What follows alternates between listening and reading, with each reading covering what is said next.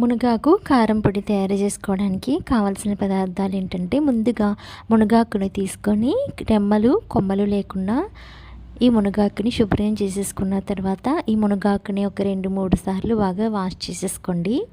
ఇలా బాగా వాష్ చేసుకున్న మునగాకుని ఒక క్లాత్ మీద వేసుకొని ఫ్యాన్ గాలికి ఆరబెట్టుకోవాలండి. ఇలా ఆరబెట్టుకున్న ఈ మునగాకుని ఇప్పుడు ఐరన్ బాండి ఒకటి తీసుకొని స్టవ్ మీద పెట్టుకొని స్టవ్ హీట్ ఎక్కిన తర్వాత ఇందులోకి 1 టేబుల్ స్పూన్ వరకు వేరుశనగ ఆయిల్ని వేసుకొని ఈ ఆయిల్ హీట్ ఎక్కిన తర్వాత ఇందులోకి పోపులు యాడ్ చేసుకుందామండి. ఇది 1 టేబుల్ స్పూన్ వరకు పచ్చిశనగపప్పు, 2 టేబుల్ స్పూన్స్ వరకు మినపగుళ్ళండి. ఇవి తీసుకుని కొంచెం దోరగా ఫ్రై చేసుకోవాలి.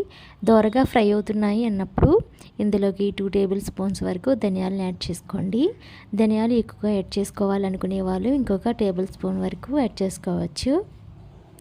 ఈ ధనియాలు కూడా ఫ్రై అవుతుండగా ఇందులోకి 4-5 ఎండుమిర్చిని 2 ముక్కల కింద కట్ చేసుకొని ఇందులో వేసుకుని ఈ యొక్క ఎండుమిర్చిని బాగా ఫ్రై చేసుకోవాలి. ఎండుమిర్చి ఫ్రై అవుతుండగా ఇందులోకి కొంచెమంత జీలకర్రని యాడ్ చేసుకోండి. ఇక్కడ 1 టేబుల్ స్పూన్ వరకు యాడ్ చేసుకుంటున్నాను. ఈ జీలకర్ర కూడా ఫ్రై అయిన తర్వాత ఇందులోకి కొంచెం కరివేపాకు కూడా వేసుకొని ఇది కూడా ఫ్రై అయిన తర్వాత ఇప్పుడు మునగాకుని తీసుకొని కొంచెం వేసుకొని ఫ్రై చేసుకోవాలండి. మునగాకు ఫ్రై చేస్తుండగా కలుపుతూనే ఉండాలి. ఫ్లేమ్స్ లో పెట్టాలండి.